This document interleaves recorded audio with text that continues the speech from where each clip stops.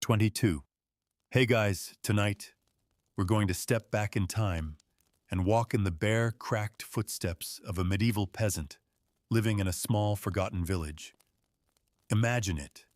Your breath clouds in the icy morning air as you peel yourself off a lumpy straw mattress. The roof above you leaks. The fire has gone cold. Your fingers are stiff, your belly is hollow, and you already know what the day will bring. Labor, hunger, and prayers no one seems to answer. You've got one tunic to your name, lice in your seams, and if you're lucky, some turnip stew for dinner. There's no running water, no privacy, no escape. You're one of dozens in your village, and every face is as weary as your own. From sunup to sundown, you survive by the strength of your hands and the mercy of the Lord. Spoiler alert, you probably won't survive this. So before you get comfortable, take a moment to like the video and subscribe, but only if you genuinely enjoy what I do here. And drop your location and local time in the comments. I love seeing where and when you're listening from. Now dim the lights, maybe turn on a fan for that soft background hum, and let's ease into tonight's journey together. The day begins before dawn. The rooster hasn't crowed yet, but your father's already stomping through the dark house, heavy-footed and sighing. You blink up at the ceiling, wooden beams blackened with soot and spider webs, and wish you could stay in bed. But there's no such thing as sleeping in. Not for you. You swing your legs off the bed and wince as your bare feet hit the dirt floor. It's cold and damp, the kind of chill that lingers in your bones all day. The room smells like wood smoke, sheep, and boiled cabbage. Your siblings are still asleep, snoring gently, in a heap beside you, wrapped in the same scratchy wool blanket. There's not enough space to stretch, not enough warmth to share. But this is your life. You shuffle toward the door, ducking low, so your head doesn't clip the frame. The hut isn't much taller than you are, made of wattle and daub. Its walls are already cracking again after the last frost. Your mother patched them with straw and mud, but everything's temporary here. Even the walls, even you. Outside, the village is still cloaked in gray. A faint mist rises from the thatched rooftops. You can hear the muffled bleating of goats, the distant barking of a dog, and the low creak of someone drawing water from the well. You head toward the stream with your bucket. Your family needs water for porridge washing, and maybe if there's time for your mother to scrub out the corner where the chickens sleep. You pass the other huts, each just as hunched and battered as yours. Smoke curls from the chimneys, thin and ragged. No one has much wood left this time of year. At the stream, you crack a thin layer of ice and dip your bucket in. The water's so cold it burns your fingers. You grit your teeth and carry it back, sloshing a little with each step. Your hands are numb before you reach the door. Inside, the fire's finally lit. Your mother stirs the pot with a wooden spoon, her sleeves pushed up her face, drawn tight with sleep and years of care. You hand her the water and sit by the fire, holding your hands out toward the embers. They barely warm you, but it's better than nothing. Your father enters next, stomping snow off his boots. He smells like manure and frost. He nods once, doesn't speak. He rarely does. Not before breakfast. The porridge is ready a little while later. It's gray and lumpy, made from barley and last night's boiled bones. You eat slowly, blowing on each spoonful. It's not good, but it fills your belly. Mostly. Once the bowl is scraped clean, it's time to work. You step into your boots, wooden clogs lined with straw, and shrug into your wool tunic. It hasn't been washed in weeks, maybe longer. But that's just how things are. You own 2 garments, one for work, one for feast days. Both smell the same. Your job today is to help mend the fence at the edge of the pasture. The cows broke through again last night, and your father is furious. You follow him carrying twine and a hammer. The fence is old, like everything in the village, weathered, splintering, leaning at strange angles. You kneel in the snow and begin the tedious work of repair.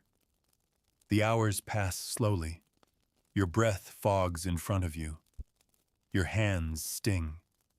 Your knees ache. You don't complain. No one does. Complaining doesn't feed you. Complaining doesn't keep the Lord's taxmen away. Around midday, the village bell tolls. Not a real bell, just a rusted iron pot someone strikes with a stick.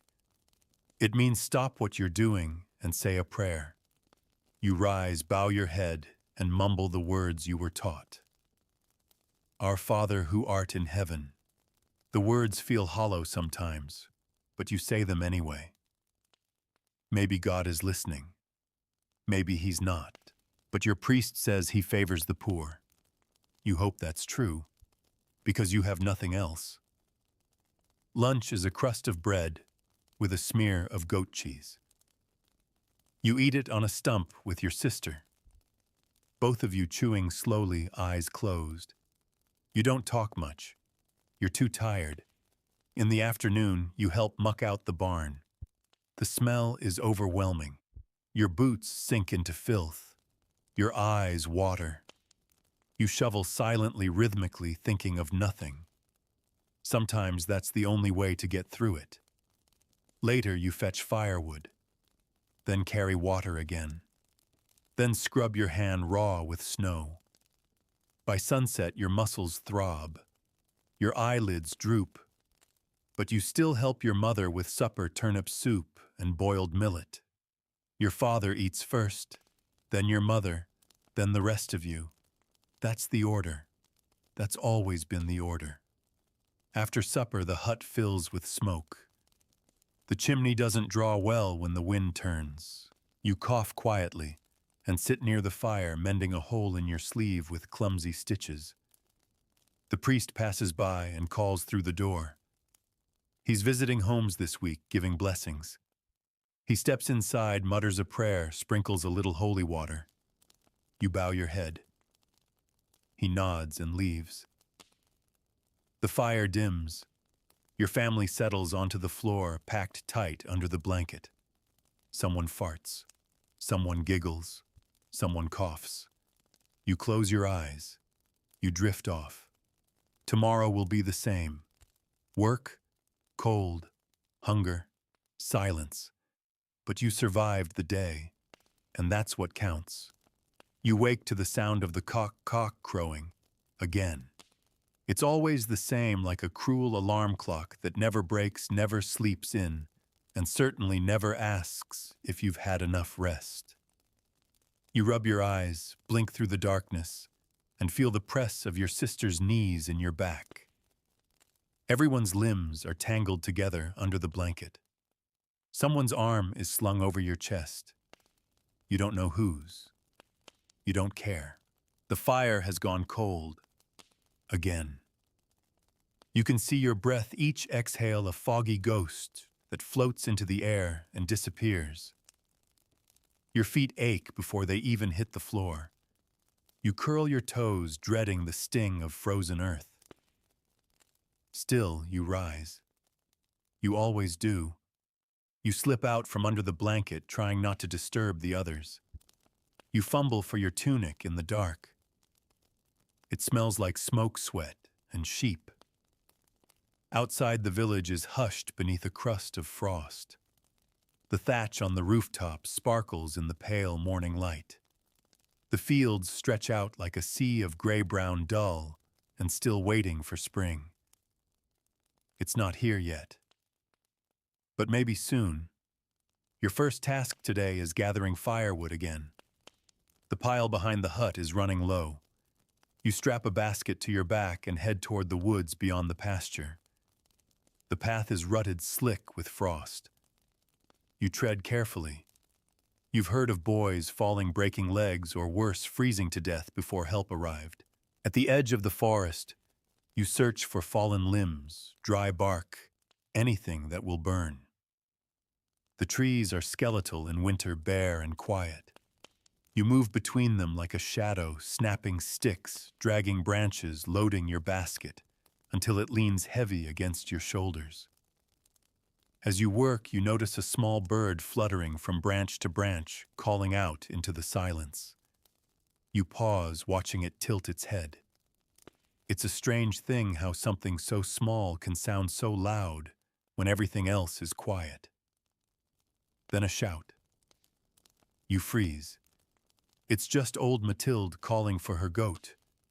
But still your heart jumps. Because every noise matters in a village like this. Every sound could mean trouble. A missing animal. A thief. A taxman. You hurry back. At home your sister is stoking the fire. She's 10. Small for her age, but sharp-eyed. She grins when she sees you, and you grin back. Your mother is boiling barley again. It'll be porridge for breakfast and probably again for dinner. You're lucky to have it. You remind yourself of that even though your belly growls the second you smell it. You eat by the fire. The warmth seeps into your hands, into your chest. For a few moments, you almost feel human. Then it's back outside. Today, you and your father are mending tools. The hoe is splitting. The rake is missing teeth. The scythe blade is dull. You sit on a log while your father hammers the iron over a hot stone. Sparks fly. You hand him nails, twine bits of wood. You've done this 100 times. You'll do it 100 more. He doesn't talk much. He never has. But today he mutters something about the Lord's steward coming soon. Time for collection again. Your heart sinks, because that means counting, measuring, taking. You have no say, no appeal. You give what they ask or they take more. So that afternoon, while your father works in the field, you help your mother hide a sack of barley beneath a pile of moldy hay. It's risky, but it might be the difference between eating and starving next month.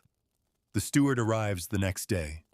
He's tall, cloaked in fur, seated on a horse that looks like it's eaten better than you ever have. He doesn't dismount, just calls for the reeve who scurries from hut to hut with a wax tablet taking notes. You watch from the shadows of your doorway as he stops at each house, scribbles something, nods without smiling, then moves on. When he reaches yours, your father steps out. They exchange few words. The steward doesn't look your father in the eye. He doesn't need to. He's already won. The reeve marks, a tally points toward the grain shed. Your father nods. They take 2 sacks. Your mother says nothing. Your father just sighs. You don't cry. You've already learned how not to. Later, after they leave, the village is quiet again. A heavy kind of quiet, like everyone's holding their breath. That evening, you help your sister wash rags in the stream. The water is still cold, still biting. Your fingers go numb before the second cloth is clean. You talk just to fill the silence. She tells you about a dream she had about a feast, a castle, a golden dress. You nod, even smile, but don't say you stopped having dreams like that long ago. Back home, supper is the same as always. Porridge and turnips. You eat in silence. Then the priest arrives, again. This time he brings a candle, says it's blessed. Says it will protect your house from fire. You wonder if it will protect it from hunger. You lie down that night beside your sister. You hear your father muttering a prayer. You hear your mother coughing. You close your eyes and wait for morning. Because that's the only thing that ever changes. The next day always comes, and with it more work. The sun is barely a smear on the horizon when you step outside. It's another morning of aching joints, frozen breath, and boots that haven't dried since last week. You trudge through slush and old manure, your wooden soles smacking the icy ground with each step. The smell of dung smoke and something sour hangs in the air. It's everywhere in your clothes, your skin, your hair. You hardly notice anymore. Today is washing day. Not for you, of course. You haven't had a proper wash in weeks, maybe months. But your mother insists on scrubbing the household linens. The sackcloth you sleep on, the woven wraps for the babies, the strips of wool that serve as bandages and padding and tablecloths. You help her drag the baskets to the stream. The water bites like knives. You scrub until your knuckles bleed. Your fingers stiffen, but you keep moving. Your mother doesn't say a word, but you see the pain in her shoulders. You watch how she dips the cloth, wrings it out, beats it on the flat stone. Again and again, like she's trying to squeeze the hardship out of your lives one rag at a time. It doesn't work, but you help anyway. Afterward, your hands are raw, your nails blue. You hold them near the hearth when you return, trying to bring life back into your fingertips. Your sister hands you a cup of warm water. It's not tea, just boiled water, but it feels like a blessing. You drink slowly. Outside, the village has come to life. You hear the priest's voice from the square. He's reciting prayers, something about Saint Blaise and the protection of throats. A fitting choice. It seems like everyone is coughing lately. You step out again, eyes scanning the crowd. Children dart between huts. Men repair fences or patch carts. Women haul water or chase chickens. Everyone has something to do. There's no such thing as idleness here. Idleness is dangerous. Idleness is hunger. You walk toward the field your father has been plowing. He's already there, bent low over the handles, grunting as he drives the ox through the earth. The animal is slow today, maybe sick. You offer to take the yoke. Your father nods and steps aside, wiping sweat from his brow. You push forward. The plow bucks and drags, stubborn against the rocky soil. The wooden handles blister your palms, already sore from the wash. You bite your lip and keep going. It's not about pride. It's not about strength. It's about survival. In the distance, a bell rings again, not the prayer bell, but the warning bell. You freeze. Everyone does. The sound is sharp, urgent. It means only one thing, riders. You abandon the plow and follow your father to the edge of the village. There, from the tree line, emerge two horses, soldiers. They wear the Lord's colors, gold and red, and their armor gleams even under the weak sun.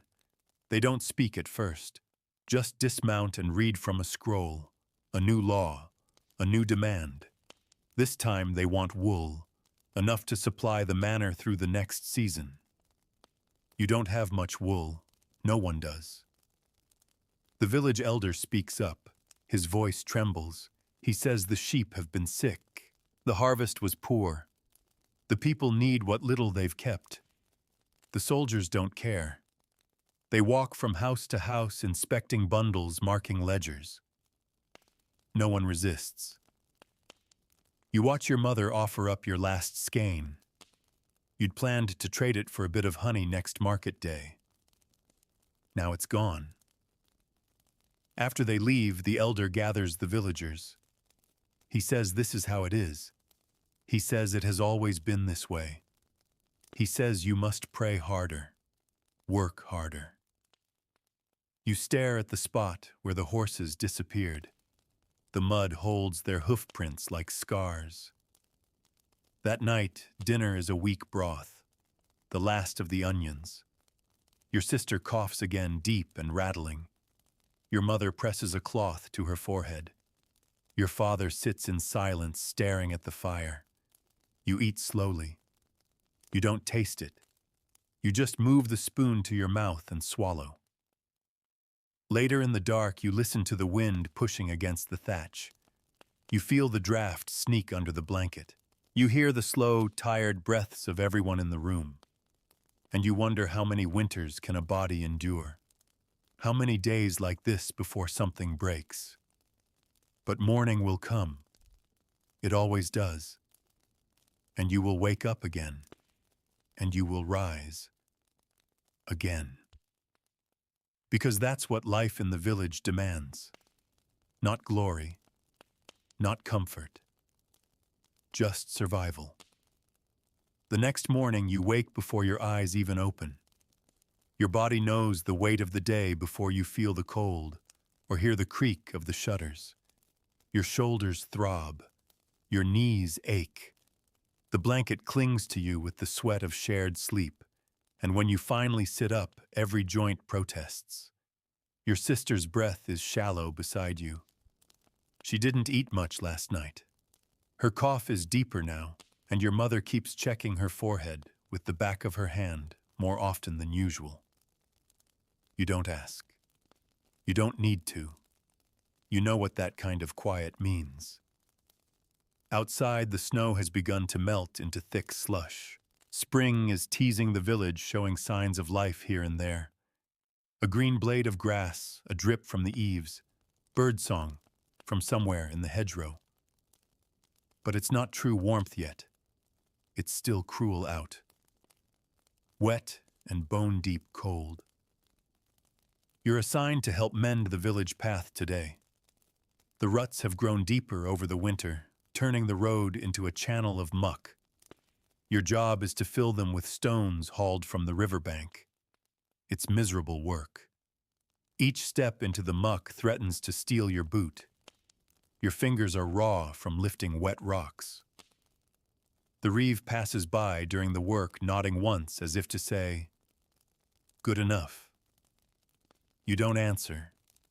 You're not allowed to speak unless spoken to. You glance toward the manor house. It rises beyond the fields, solid and dry and out of reach. A puff of smoke rises from one of its chimneys, and you imagine what it must be like inside, bread baking, real sheets people sitting by the fire with bellies full of meat. It feels like another world. But you're pulled back into yours by the sharp sting of a pebble slicing into your palm. You hiss through your teeth, wipe the blood on your tunic, and keep working. By midday, your back is slick with sweat despite the cold. Your arms tremble with fatigue. Another boy your age works beside you. He tells you his father died in the last tax raid. The soldiers came, found a hidden pouch of dried beans, and dragged him off to the manor. He never came back. You don't know what to say, so you just nod. That afternoon, the priest visits your hut. He brings a basket with dried herbs and a flask of something that smells sharp, maybe vinegar, maybe wine. Your mother thanks him. He prays over your sister, pressing the sign of the cross on her forehead with a trembling thumb. She stares at him without blinking. Her skin is too pale. Her eyes are ringed in gray. She hasn't spoken all day. The priest stays for a while, talks to your father in low tones. You hear the word fever. You hear plague too, but no one says it too loud. No one dares. Because that word plague is heavier than all the stones you carried today. After the priest leaves, your father tells you to fetch more firewood. You go without a word, even though your legs are jelly and your arms feel hollow. You head to the tree line, careful not to stray too far. You don't want to meet another desperate peasant out there. Not now. Not with your sister like this. You carry back half a bundle, and even that feels like it's pulling your bones apart. That night, your mother soaks cloths in the priest's herbs and lays them on your sister's chest. You help hold her still. Her skin burns like coals. You sleep by the fire that night. No one talks. The silence is louder than crying.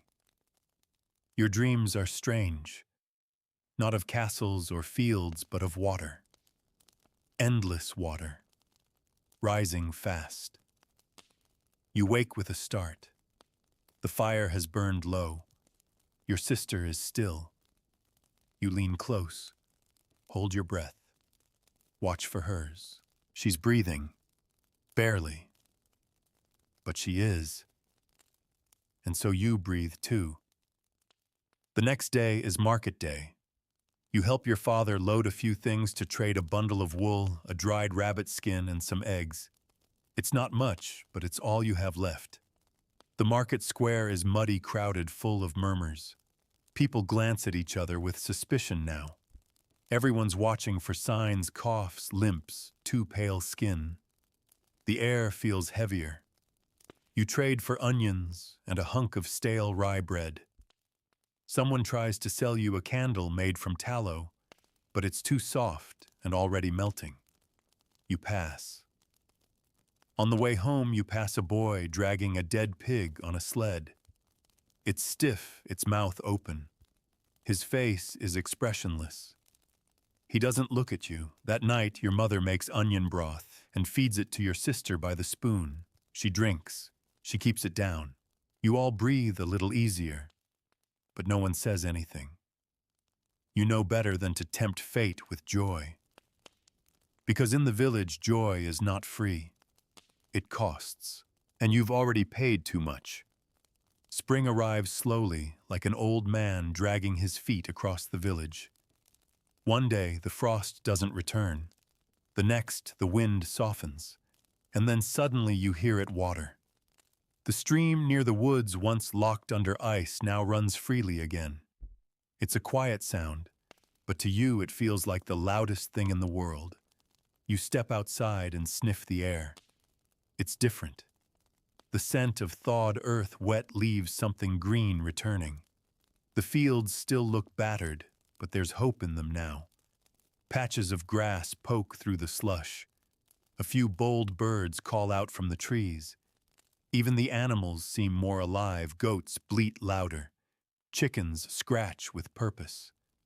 Your sister wakes that morning without coughing.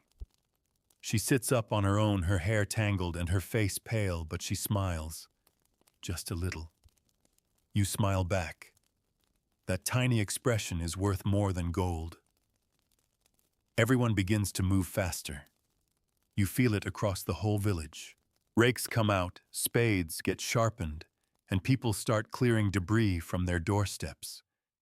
It's as if the entire world has taken a deep breath and decided not to die this year. You and your father begin tilling your strips of land. You don't own the fields. No one does. They're divided by invisible lines, shared and rotated year to year under the Lord's orders. Your family gets a few narrow sections, not the best ones, but not the worst either. The work is heavy. Your father drives the ox slowly across the furrows, while you walk behind, with the hoe breaking clumps, tossing rocks. Your shoulders already burn, but you don't stop. Because if you don't sow, you don't eat. It's that simple. Some of the seeds are your own, saved from last year, carefully dried and guarded through the winter. Others were borrowed, traded, or taken from the Lord's storehouse with promises to return triple in harvest. Debt is another crop here. It always grows. While you work, you hear the other families singing. Not songs of joy, songs of rhythm, of motion. Verses passed down to keep the hands moving and the spirits from breaking. You find yourself humming one of them as you haul another bundle of brush from the edge of the field. In the evening, your mother makes pottage with the new onions and dried herbs. It smells fresh, lively. You eat it slowly, letting the flavor coat your tongue. You almost cry. Later by the fire, your sister braids her hair. Her hands still tremble, but her voice is strong. She asks you if you think there will be cherries this year. You tell her yes, even though you're not sure. Leonore sits beside you, darning a sock. She leans her shoulder against yours. It's not affection exactly. It's something deeper. Trust, perhaps. Or weariness. Or both. The next morning, you help clean the animal pen. It's one of the worst jobs. Filth flies stink that clings to your clothes for days. But you do it anyway. You always do. While cleaning, you notice one of the ewes is limping. You crouch beside her and examine the leg. A gash, clean but deep, likely a hidden thorn or a sharp stone. You clean it with boiled water, wrap it with a strip of old cloth. You're not a healer. But sometimes there's no one else. The ewe survives, for now. The priest stops by to bless the fields. He walks slowly, whispering Latin as he sprinkles holy water.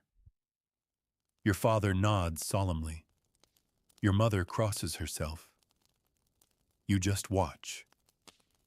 You're not sure if the blessing matters, but it doesn't hurt to try. That afternoon, the steward returns to the village. He brings with him a scroll freshly sealed. A new decree: the Lord requires 1 extra day of labor from every family this month. Something about building a granary near the manor. Your father clenches his jaw. Your mother doesn't speak. It means less time in your own fields. It means less time tending your sick sheep. But you go. Because if you don't, the punishment will be worse than hunger. You arrive at the granary site early, along with dozens of others. You carry stones, mix lime, haul sand. The work is brutal. The foreman shouts often. He carries a switch and uses it on the lazy or those he thinks are lazy. Your back screams. Your legs shake. By the end of the day, you've earned nothing. No coin, no food. Just the knowledge that you did what was asked and didn't collapse. That night, Leonore rubs your shoulders with an herbal salve. Her hands are rough but gentle. You don't speak. You just let her touch remind you that you're still alive. You sleep hard, and in your dreams you see fields of gold. But even in dreams, you know it will take every drop of sweat to make that image real. Because in a village like yours, hope only comes with labor, and rest is just a short silence between 2 long days. You rise with the sun, though your body begs for another hour beneath the blanket. Your limbs are stiff and your back still remembers yesterday's labor at the granary. But the village doesn't wait for aches. The animals are already stirring. The wind rattles the shutter, hinting at a warm day ahead. You drink a cup of barley water your mother has prepared. It's warm, at least. No one speaks much in the morning, only the sound of chewing, slurping, and the low creak of the hut's beams overhead. Your sister hums softly under her breath. You don't recognize the tune. Maybe something your mother used to sing. Today is planting day. You've waited for this, prayed for it. The earth is finally dry enough, and the seeds have been counted and rationed. It's a delicate balance. Too many in the soil, and the yield will be poor. Too few, and there won't be enough to last the winter. There's no room for mistakes. You and your father walk the length of your strip in the open fields.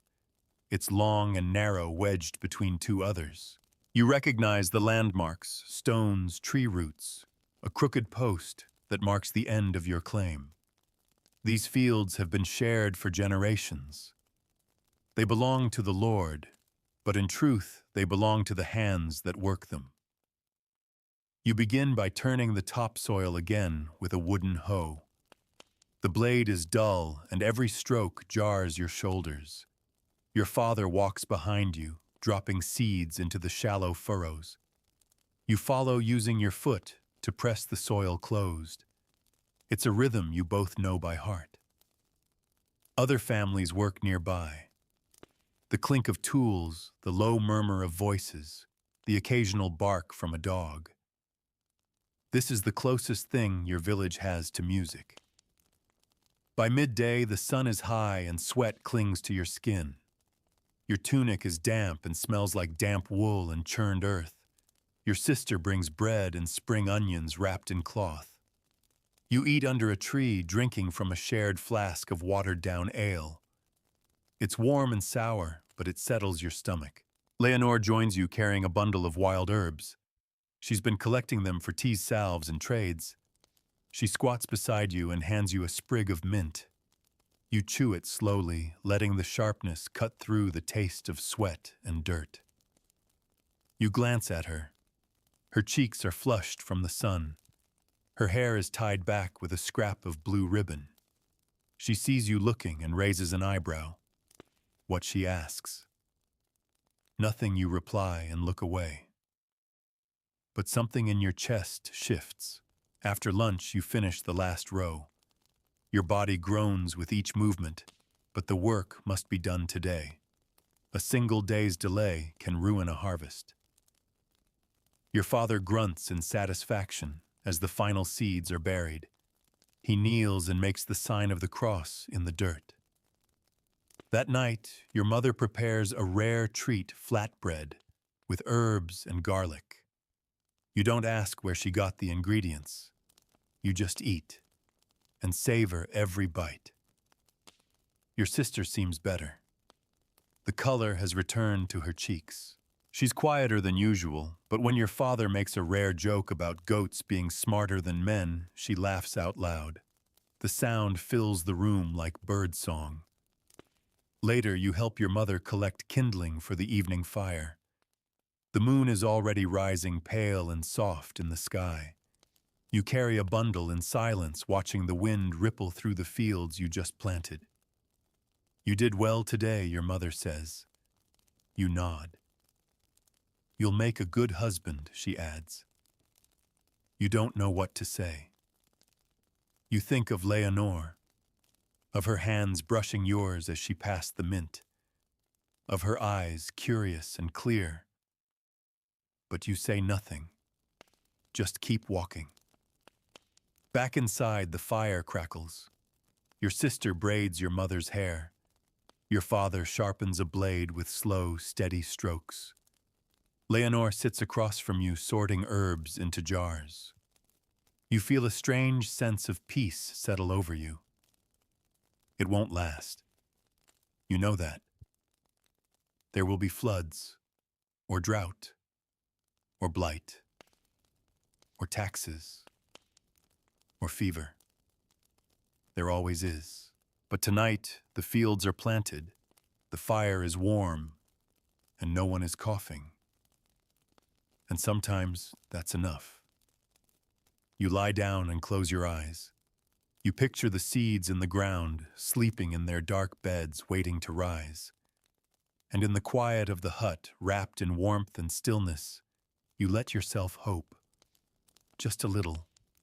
Because in a medieval village, hope is the rarest crop of all. And every so often, it dares to grow. The days lengthen. You wake to the light already peeking through the slats in the wall.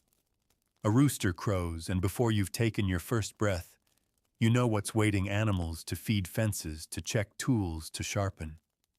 The morning air smells like dew and manure, sharp and alive. You stretch slowly. Your body's not rested, not really, but it's ready. Your sister has taken to rising early with your mother. She's strong again, or getting there. You find her outside near the goats, tying bundles of hay and singing under her breath. You can't remember the last time she sang. You nod to her as you pass. She flashes a grin, gap-toothed and quick. It makes your chest feel light. You head toward the commons where you and your father keep the cart. Today you're hauling stones to the riverbank to reinforce the footbridge. The rains will come soon, and if the bridge washes out, the village is cut off from the road to market. That means no salt, no tools, no trade. Other villagers are already gathered, shovels and picks in hand. You recognize them all, of course you do. You've known them since you could walk. Alain the cooper with his twisted back. Marta with her squint and sharp tongue. Gervais the baker's son, now taller than anyone else and always laughing. You join them without words. Just a nod, a glance. That's enough. The work is slow and heavy. You lift one stone at a time, muscles burning, palms blistering again, even through your calluses. The river runs fast and muddy nearby, and the spring wind carries hints of wild garlic and cow dung. Someone brings bread mid-morning. It's coarse, black, dense. You chew it while leaning against a half-buried log, sweat cooling on your neck. And just for a moment you listen to the sound of others working. Picks striking earth, boots squelching in mud, someone humming, a baby crying in the distance. It's not peace exactly, but it's life. When the bridge is finished, you all stand and admire it. It's nothing more than flat stones and rough timbers, but it looks sturdy. Your father even mutters, "Good." That's as close to praise as it gets. On your way back through the fields, you see the first sprouts breaking the soil, green and delicate but real. Your breath catches. They made it. The seeds are growing. You feel something warm rise in your chest. Not joy, not yet, but something close. Back at the hut, your mother is sewing with Leonore. They sit near the door, catching the last of the afternoon sun. Leonore looks up and waves you over. She's patching your tunic. Again. You watch her fingers, quick and sure, as they move through the threadbare fabric. "Try not to rip it this time," she says, smirking. "I'll consider it," you reply deadpan. Your mother chuckles softly. Inside, your sister is kneeling by the hearth, blowing gently on the embers. The fire stirs, and the room begins to glow. Dinner is stew thick with beans and wild greens. You eat quietly, savoring every bite. Afterward, your father pulls out a small bundle wrapped in cloth. You watch with curiosity as he unfolds it. Inside is a block of beeswax. "Traded for it this morning," he says. "We'll need new candles." He hands the wax to your sister, who beams like she's just been given a crown. That night, you and your father sit outside for a while. The moon is high. The stars blink through the thin clouds. You hear the rustling of animals in the pasture and the soft chirping of crickets. He speaks finally. "You're doing well." You look at him surprised. "You keep going," he adds. "That's what matters." You nod. Because in this life, no one is waiting to rescue you. No one is coming with riches or miracles. You survive because you keep showing up, because you work, because you endure. Later in the dark, Leonore curls up beside you, her hand resting against your arm. She says nothing.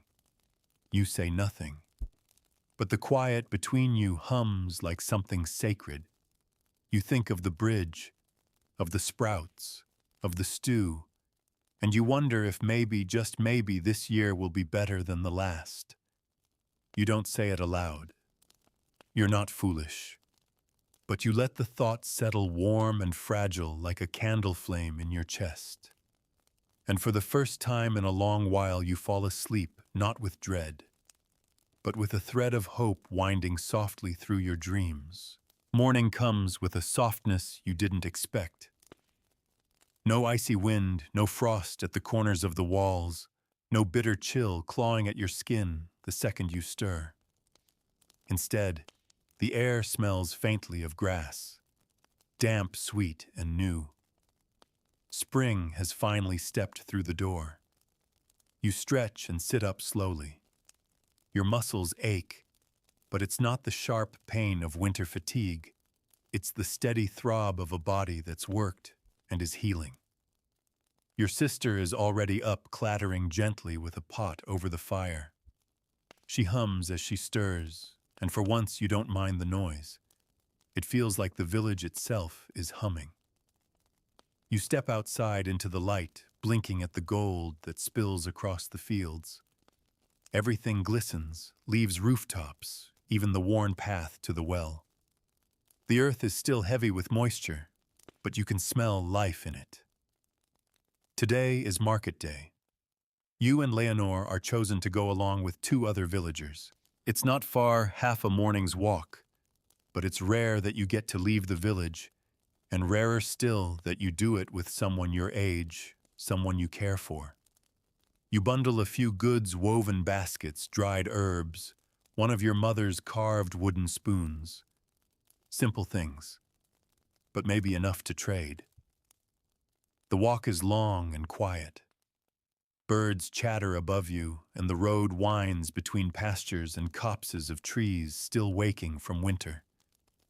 You carry the bundle on your back, Leonore beside you, talking about little things, the color of new leaves, the smell of mint, a dream she had about a rabbit stealing cheese. You laugh, out loud. She stops walking and stares at you, shocked. Was that joy? You nudge her with your elbow and keep walking. But you're smiling. The market buzzes with sound. It's busier than you expected, farmers from nearby villages, traveling monks, merchants with weather-stained hands and deep voices. You see baskets of eggs, bolts of rough cloth, a barrel of dried apples. There are smells, 2 honey-roasted onion fish. It's overwhelming. You've only been to market a few times in your life, and every time feels like stepping into another world. You and Leonore set up near the edge of the square. A woman buys 2 baskets. A boy with a limp trades a turnip for your spoon. A monk takes a bundle of sage and leaves behind a beeswax candle stub. By noon, your cloth is almost bare. You sit beside Leonore, sharing a hunk of bread and a few slices of dried pear she bartered from a merchant. It's sweet and leathery and perfect. You chew slowly. There's music nearby, someone plucking a lute, singing in a dialect you barely recognize. A group of children dance in a circle, laughing and tripping over each other. It feels like joy. But joy never lasts long, not for people like you. The steward arrives just before sundown. He walks with a short blade at his side and a roll of parchment in his hand. He's not here for you, he's inspecting trade, enforcing taxes, looking for smugglers. Still, you lower your gaze. Everyone does. When he passes, his eyes skim over you, then linger briefly on Leonore. His mouth curls into something like a smirk. Then he walks on. You don't speak of it, not until much later. You leave the market with a sack of flour, 2 onions, a bundle of wool, and a small wooden comb. Leonore weaves the comb into her hair as you walk. I like this day, she says softly. You nod. Back in the village, twilight has settled in. The fields shimmer with the last of the sun, and smoke rises from hearths in slow spirals. You pass children chasing a stick through the mud, a man sharpening a scythe, and an old woman kneeling in prayer at the chapel door. Your mother greets you with a tired smile. Your sister hugs you quickly, eyes widening at the flower. Your father takes the wool without a word, but he holds it for a long time before setting it aside like it's something more than cloth. That night, you and Leonore sit outside, backs against the hut, knees touching. The moon is round and low, painting the village in silver. Do you think we'll always live here? She asks. You shrug. It's all we know. But if we could go somewhere, anywhere, where would it be? You pause. The sea, you say. I want to see the sea. She smiles. I want to see a city, with walls and bells and towers so tall they touch the sky. You both laugh, knowing it's unlikely. Still, the dreams are soft and you let them wrap around you like a warm blanket. Later, as you lie down to sleep, you think of the road, of how wide it felt, how free. And you wonder how much of this life is fate and how much is just habit passed down like your father's hoe or your mother's soup spoon. But the thoughts fade and sleep takes you. because tomorrow the planting continues, and dreaming is only allowed until the rooster crows. The rooster wakes you before the sun fully breaks the horizon, and you groan softly as you roll over on the straw bed. Your back sticks to the rough blanket with a layer of dried sweat. Sleep never feels long enough, never feels like rest, just a pause between tasks. You sit up and look around. Your sister is still curled up, breathing steady. Your father is gone already, probably in the pasture. Leonore stirs beside the fire, feeding it slivers of wood, like it's a fragile bird. She nods at you, no words needed. You pull on your tunic, damp and wrinkled, and step outside. The village glows gold in the morning light, but you know better than to be deceived by the beauty. You've learned that sometimes the prettiest days are the hardest ones. There's a fence to mend. One of the oxen broke through again last night and nearly trampled the herb patch. Your mother wasn't angry, just exhausted. The wood for the post is green and stubborn. You'll have to shave it down with a dull blade that hasn't been sharpened properly in months. You find your father in the field, bent low with a spade. You greet him with a quiet morning, and he replies with a grunt. That's all. That's how it's always been. You work in silence together. He holds the post while you hammer. You can feel the vibration up your arm with each strike. After a while, the sun rises higher, and the sweat starts to sting your eyes. A rider appears on the road. You see him first. A thin figure on a lean horse wearing the Lord's crest. He doesn't come often, which means whatever he carries isn't good. You call to your father, and the two of you walk toward the village square just as others begin to gather. The rider dismounts with a scroll in hand. He reads aloud. The Lord is preparing for a visit. Your heart drops. A visit means taxes. A visit means gifts. A visit means weeks of extra labor cleaning and repairing what normally goes ignored. The reeve steps forward, bowing so low he nearly tips over. He listens, nods, then turns to the villagers. You all heard, the Lord arrives in 8 days. He expects a clean village, a warm meal, and a proper welcome. There's murmuring. Someone curses under their breath. You feel the familiar pit forming in your stomach. 8 days. That's not enough time to scrub the filth from the corners of the village or from the memories of your lives. But no one argues. Because everyone knows what happens if the Lord is displeased. You spend the next few days in a blur of motion. You haul stones to fill potholes. You scrape soot from chimney walls.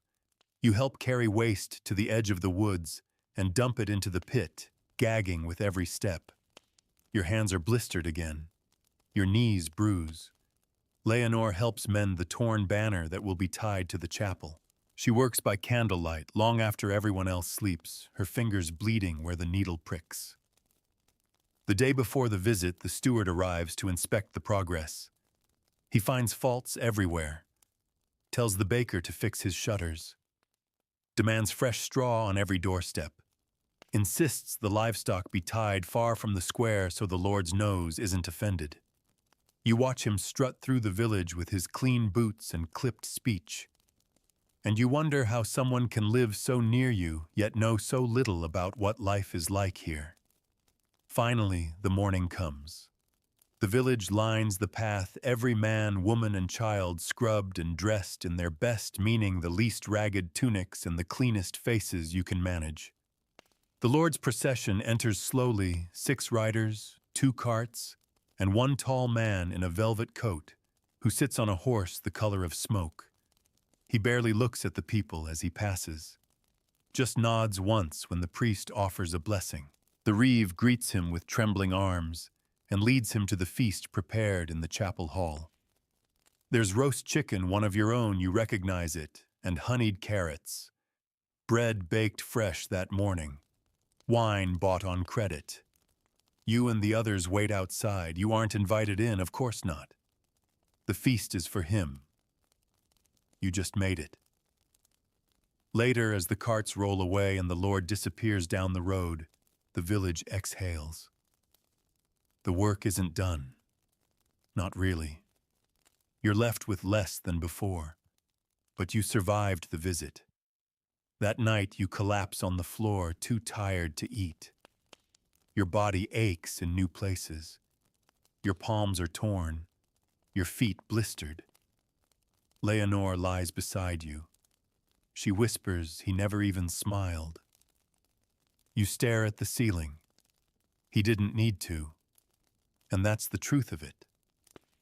Lords don't need to smile. Because smiles are for equals. You fall asleep with the smell of smoke still clinging to your tunic and the taste of bitter herbs on your tongue. Tomorrow the fields call again, and this time the Lord won't be watching. Just the sky, just the soil, just you, and maybe that's enough. The Lord is gone. The banners are taken down, the dishes scrubbed clean, the borrowed linens returned. The air in the village feels lighter, but not entirely free. His visit left an invisible weight behind something you feel in your shoulders as you walk toward the field the next morning. No one says it aloud, but everyone is thinking the same thing: how much this visit cost you. The chickens are fewer, so are the eggs. The cellar is emptier than it should be, the stew thinner. But the planting continues. It has to. The seedlings are taller now, trembling in the breeze like they're afraid of the sky. You and your father tend to them carefully. The soil is good this year, rich, dark, and forgiving. That's a gift. One of the only ones you can count on. As you work, you spot weeds, bold and stubborn. You yank them up by hand, careful not to disturb the roots of your precious sprouts. It's slow, tedious labor, but also quieting. Your hands move, your thoughts drift. You think of the sea again, and of Leonore. She's not in the fields today. Your mother sent her to help the midwife. One of the village women, Claire, the weaver's daughter, is in labor. You shudder at the thought. Birth is a common thing, but never easy. You've seen the aftermath before, the silence that follows when a child doesn't cry, or when a mother doesn't open her eyes again. By mid-morning, you sneak away to bring water to the hut where the midwife lives. You don't enter, just set the jug down near the door. But through the cracks in the wood, you hear a scream, raw and deep and terrifying. You walk away quickly, but the sound follows you. Back in the fields, you keep your head low and hands busy. The sun climbs higher, and the air thickens with the scent of crushed grass and sweat. At midday, you return home. Your sister isn't there. Your mother is chopping turnips with quick, anxious strokes. You don't ask questions. You just help.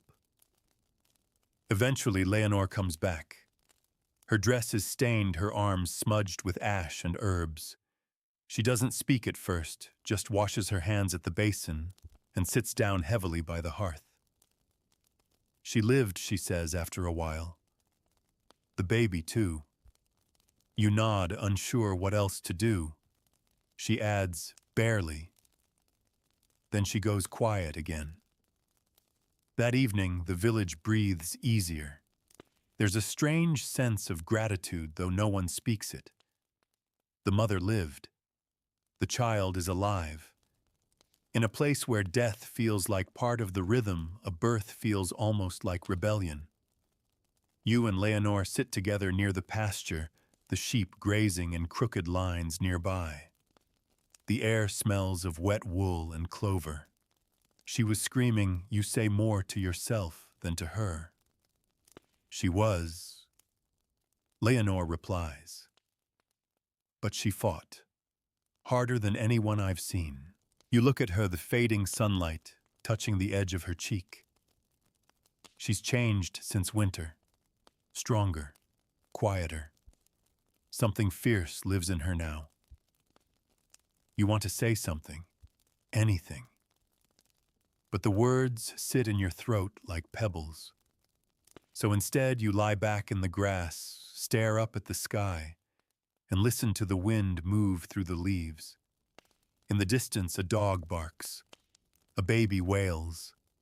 Someone starts singing an old lullaby. The village returns to its rhythm. The next few days pass with an almost eerie calm. The weather holds. The crops stretch higher.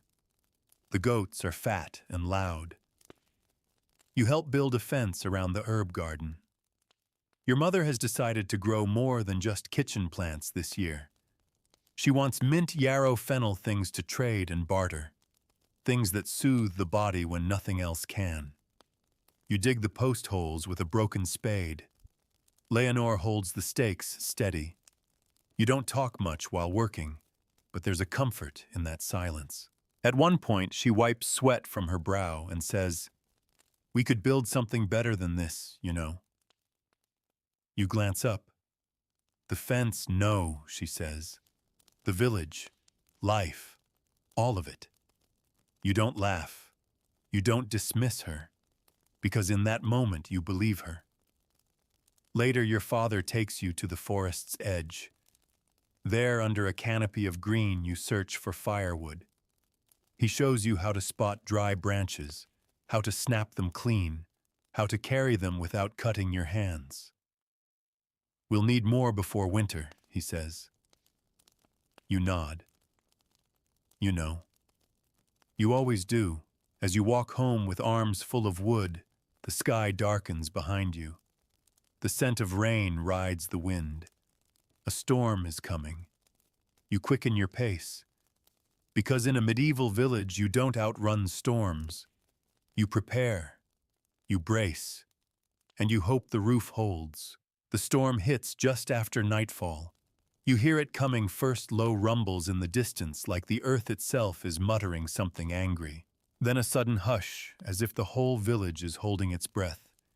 The wind picks up fast, slapping the shutters' cones, making the roof groan. You and your father rush outside to tie down the goat's shelter. Your hair whips into your face, rain hitting you like pebbles. You barely manage to lash the door shut before the first real crash of thunder splits the sky. Inside the hut is chaos. Water leaks from the corner where the roof hasn't been patched properly. Your sister places a bucket under it. The fire sputters. Your mother throws a wool blanket over the hearth to keep the embers alive. You and Leonore huddle near the center of the room, away from the thin wooden walls. The sound is overwhelming wind rain cracking wood, the roar of something that feels bigger than the sky. You think for a moment of the chapel, of the graves outside it, of how many lives have ended with weather like this.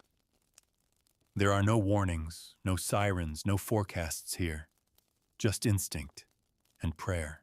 Hours pass like this. You sit with your knees pulled to your chest, trying not to flinch every time lightning flashes through the window. The village has gone quiet beneath the storm, not in peace, but in waiting. Eventually, the wind eases. The rain shifts from an angry drumbeat to a gentle patter, and then finally, silence. You don't sleep. None of you do. At dawn, the sky is the color of ash. The village emerges like survivors from a shipwreck. Neighbors step outside, cautiously blinking into the fog. Roofs are damaged. A few fences flattened. The Cooper's tree has split down the center. But no one is missing. No one died. That alone is enough to thank the saints. You and your father go to the fields first. The sprouts are bowed but still rooted. Some drowned patches, some flattened rows, but the bulk remains. You breathe out slowly. It could have been worse. So much worse. Back at home, the work begins again. Storms don't just pass, they leave things to fix. You help rebuild the herb fence. Leonore teases you for the crooked posts, but you catch her smiling when she thinks you're not looking. Your sister gathers fallen branches to dry for firewood. Your mother spreads wet cloth over bushes to dry. Everyone moves with quiet urgency. There's no time to talk about fear. You just keep going. At midday, the reeve calls a meeting in the chapel yard. The steward left a message: the tax collectors will return soon. Repairs must be made. Dues must be paid. The Lord, it seems, doesn't care if there was a storm. His granaries are still expecting their share. You don't say anything, but your chest tightens. You know what this means: cutting meals even thinner, hiding chickens, weighing every decision against whether it brings you closer to surviving the next season. Later, you help Leonore check on the old woman who lives near the forest edge. She's frail, nearly blind, and always smells of sage. Her roof collapsed during the storm, but she insists she's fine. You'll understand. When you're older, she says that most things that break weren't worth keeping. You and Leonore fix the worst of the damage. You share a heel of bread with her, and in return, she gives Leonore a pouch of dried lavender. You watch Leonore tuck it into her sleeve, careful and reverent. That night, you sit near the fire, the scent of lavender and wood smoke in the air. You feel the ache in your hands, your back, your legs. But the roof is whole. The fire is warm. And for now, the danger has passed. You and Leonore speak in whispers after everyone has fallen asleep. "Do you think we'll ever leave?" she asks. You pause. "I don't know. I want to see what's beyond the woods," she says. "Beyond the river. Maybe even beyond the mountains." You picture it, a road stretching endlessly, lined with strange trees and new smells, and cities full of voices you've never heard. "I'd go," you say, surprising even yourself. She looks at you, just for a moment, then nods. Sleep finds you slowly, the lavender a faint sweetness on the air.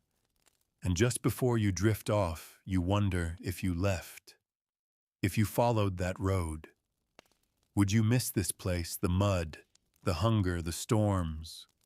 Or would it become just another dream from another lifetime that began in a crooked little village with a fence and a field, and a girl who dared to imagine more?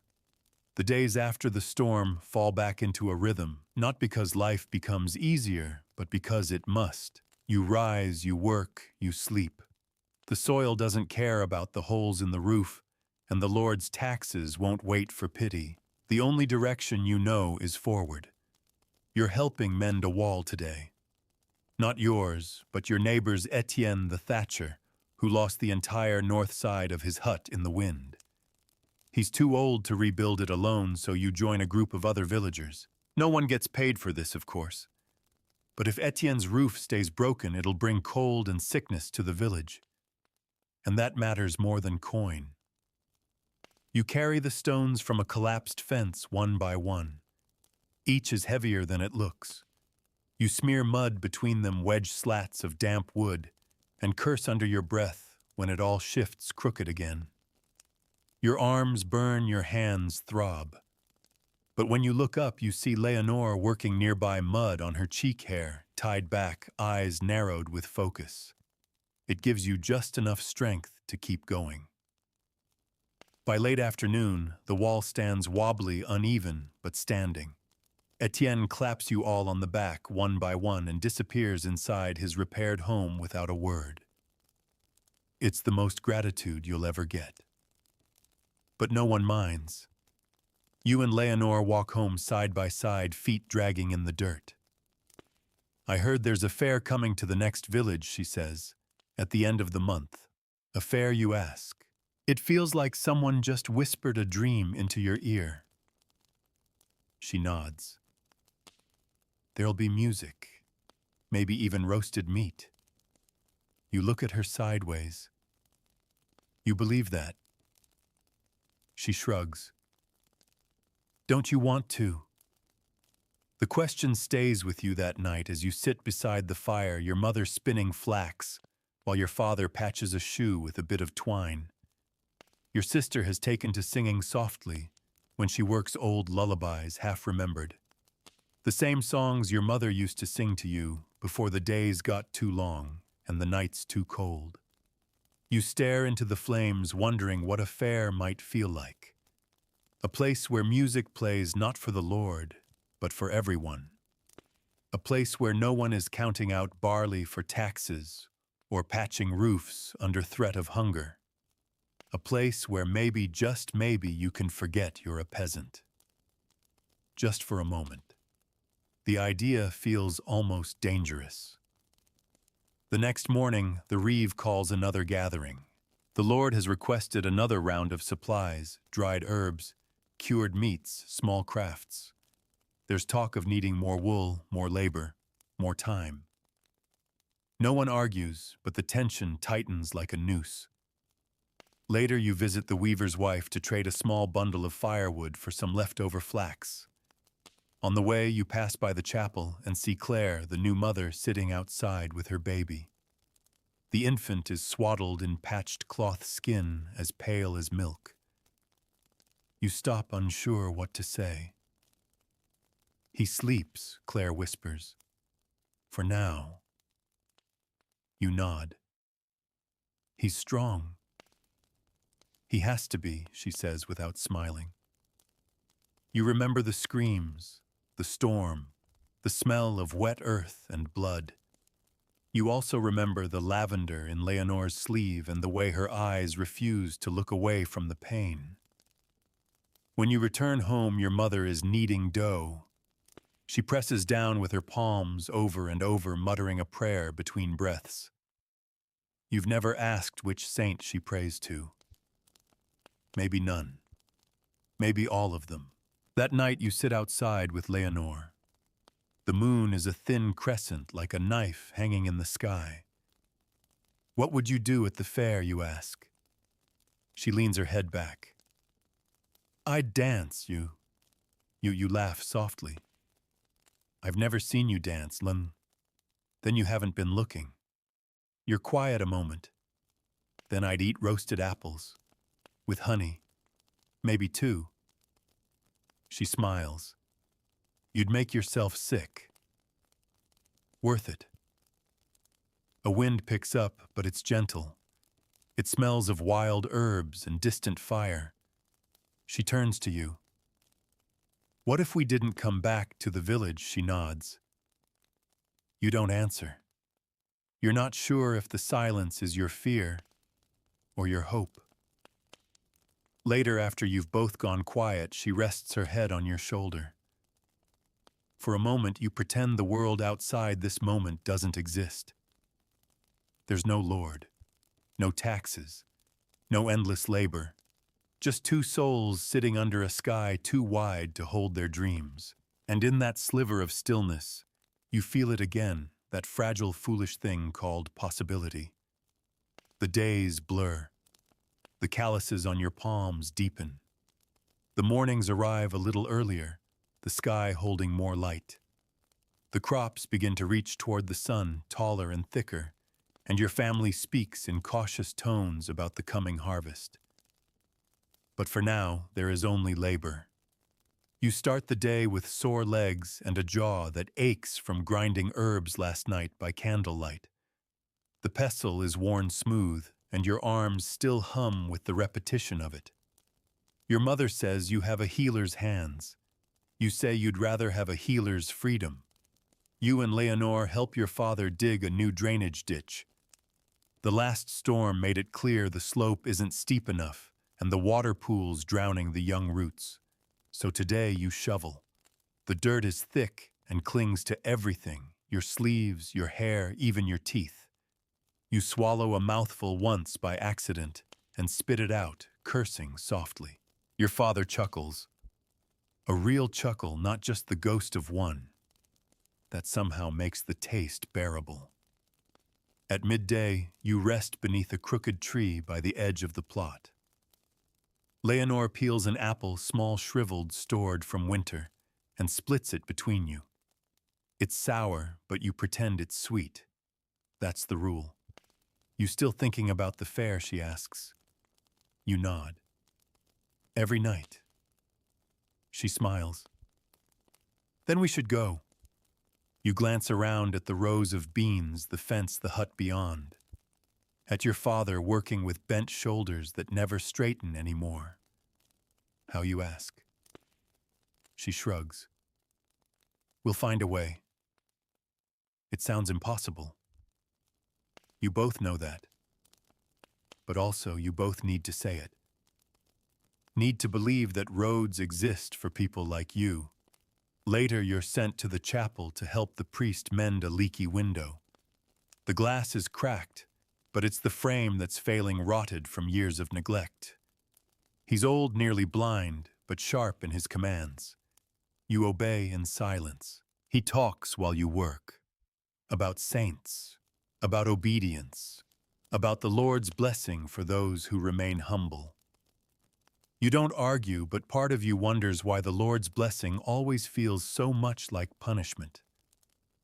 As you replace the frame with fresh wood, you notice a loose stone near the altar. When you mention it, the priest waves it off. The church will outlast us all, he says. You're not so sure. After supper, you take a walk alone through the edge of the woods. You follow the creek, watching how it curls like a silver ribbon through the mossy roots. For a while, you let yourself pretend you're not a peasant, not part of the village, just a traveler, anonymous and unburdened. You find a feather black with a streak of white and tuck it into your tunic. A charm, maybe, or a reminder that wings do exist. You return just before dark breath fogging lightly in the cooler air. The hut is dim and full of the smell of cabbage and smoke. Your sister is asleep, curled under a patched blanket. Your mother is rubbing her knees, whispering about the coming cold. Your father is already snoring. Leonore, however, is still awake. She pulls you outside without a word.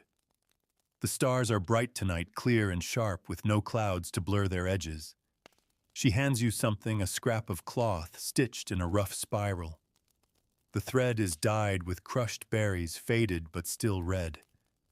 For the fair, she says. A trade gift. You touch the cloth like it's made of silk. It's beautiful. I want something better than memory, she replies. Something to give away that says, I was here. You nod. And then the silence wraps around you both again. You think about how loud the world can be. The Lord's voice, the priest's rules, the steward's demands. Even the fields hum with their own kind of pressure. But here beneath the stars, beside this girl, you can hear something softer. Your own heartbeat, the rustle of leaves, the tiny, barely audible sound of hope refusing to die. She stands, brushes off her skirt. We're going to that fair, she says. And this time it's not a question, not a dream. It's a promise. You watch her go back inside, and for the first time in a long while, you let yourself believe in the possibility of more. Not just survival, not just obedience, but something greater. A life beyond this one, with music and apples and a road that finally leads you away from the mud.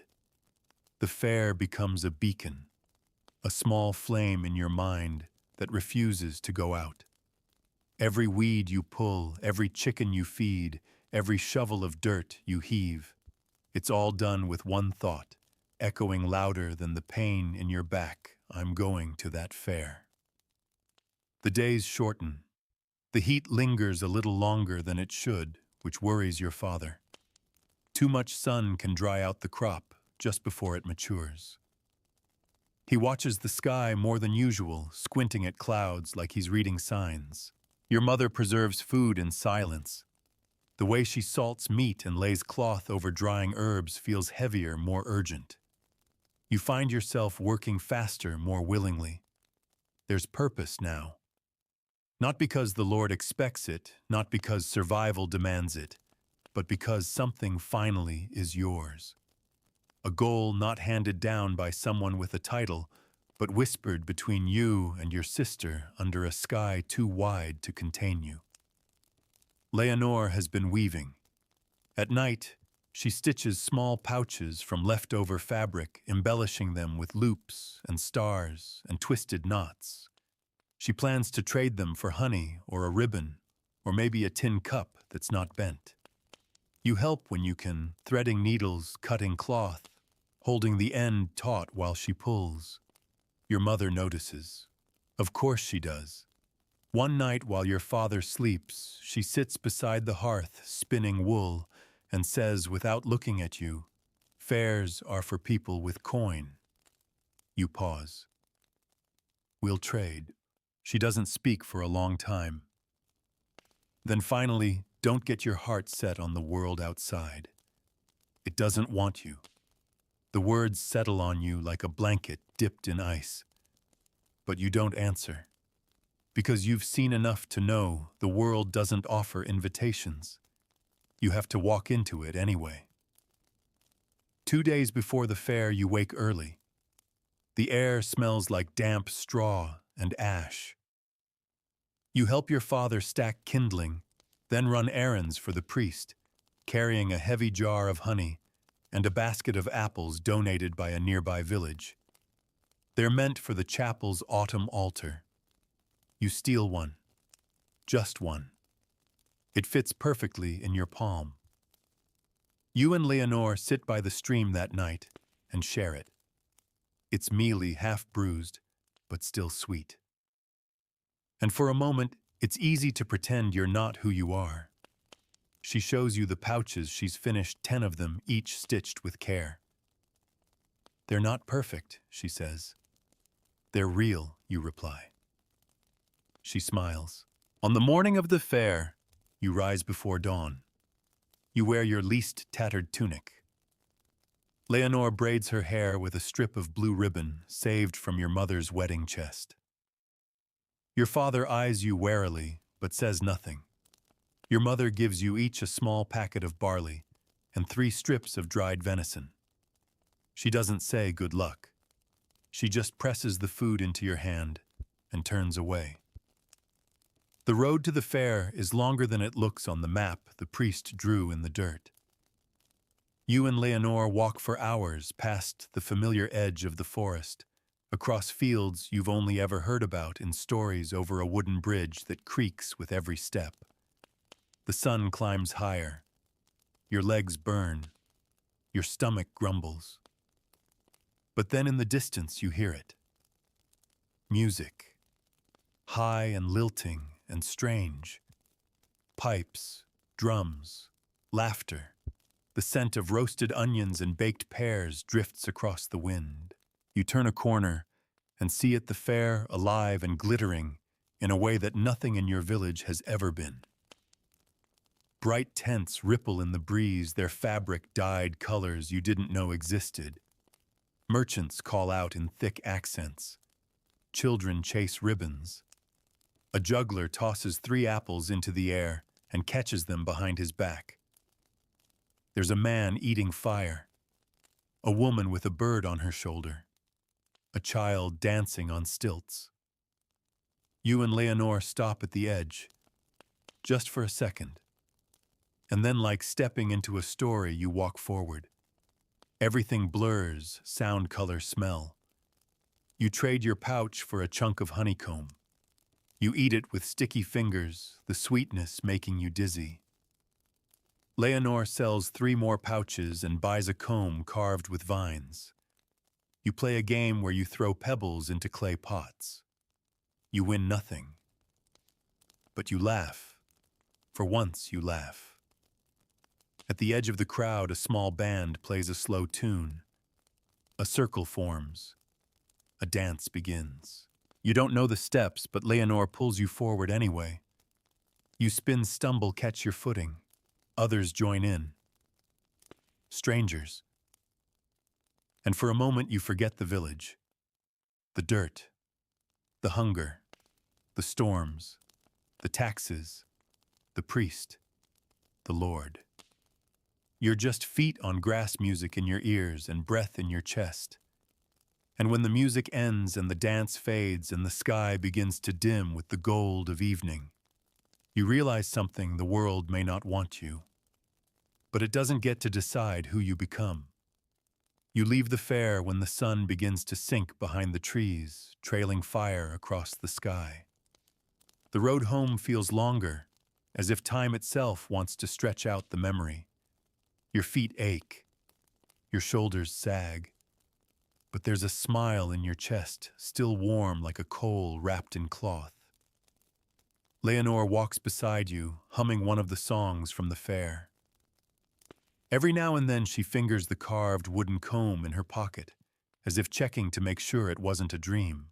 You both smell like smoke and cinnamon and crushed grass. The sky deepens from gold to purple. Stars blink into view, and the village comes into sight. It's strange returning. The walls of your hut are the same. The fences still lean. The goat bleats from its pen, unconcerned that you've seen more in a single day than in most of your life. Inside, your mother is stirring a pot over the fire. She doesn't scold you for staying out late. She doesn't ask what you saw. She just hands you each a piece of bread and says it. You do quietly, gratefully. Later that night, while your sister sleeps and your father mumbles through a dream, you and Leonore sit on the threshold of the hut, legs dangling in the cool night air. Neither of you speaks for a long while. Then she says softly, "I don't want this to be the only time." You don't answer. You don't have to. She turns to you, her voice steadier now. "We could leave. Not now. Not tomorrow. But someday." You glance toward the fields, the forest, the horizon beyond. You think of the fire eater, the juggler, the music, the weightlessness of dancing in a circle of strangers who didn't know your name and didn't need to. You think of the carved comb, the pouch, the honey. You think of how you felt standing in the middle of that fair, not small, not powerless, just alive. "We will," you say. And you mean it. The next morning comes like every other. You wake before the sun. You haul water. You feed the chickens. You kneel in the dirt to check the plants. But everything is different. Because now there's a thread running through you, quiet and invisible but strong. It pulls you forward. When the steward comes next week and demands more barley than you have, you'll find a way to make do. When the winter winds howl through the cracks in your walls, you'll huddle with your sister and tell her stories of music and fire and sweetness. When your father sighs and mutters that nothing ever changes, you'll press your lips together and hold your silence, because now you know something he doesn't. The world is wide, and you've seen enough to believe you can walk into it. You begin saving small things: a bent spoon, a bit of red thread, 2 whole apples hidden beneath the floorboards. Not because you plan to run, not yet, but because one day when the time is right, you will. And on that day, you'll walk away from the village with nothing but your name, your sister, and your dreams. And that will be enough, because you're no longer just a peasant in a medieval village. You're a traveler in waiting, a heart full of memory, and a fire that no one, not even a lord with a dozen knights, can ever put out. So now, as you lie there beneath the quiet hush of your own room, safe in the warmth of the present, you can let go of the weight of muddy paths and sleepless nights by the hearth. Let the village slip gently away. Let the chickens, the cold, the stern-faced steward melt into shadows. The smell of roasted apples still lingers faintly in your mind. The music from the fair hums softly just behind your eyes, that feeling of dancing with bare feet in the grass. It's still there, tucked somewhere beneath your ribs. You've carried the day with all its aching labor and quiet beauty as far as you needed to. Now you can set it down. Gently, with care. Let your breath slow, in through the nose, out through the mouth. You're not in the fields anymore. You're not bent over grain or grinding herbs or counting eggs that won't stretch far enough. You're here, now. In this soft cocoon of blankets and whispers and stillness. Close your eyes. The road doesn't need to be walked right now. The horizon isn't going anywhere. It will wait for you quietly, just like the moon waits for the tide. And when you're ready tomorrow or the next day, or sometime after, you can step onto that path again. But for tonight just rest. You've done enough.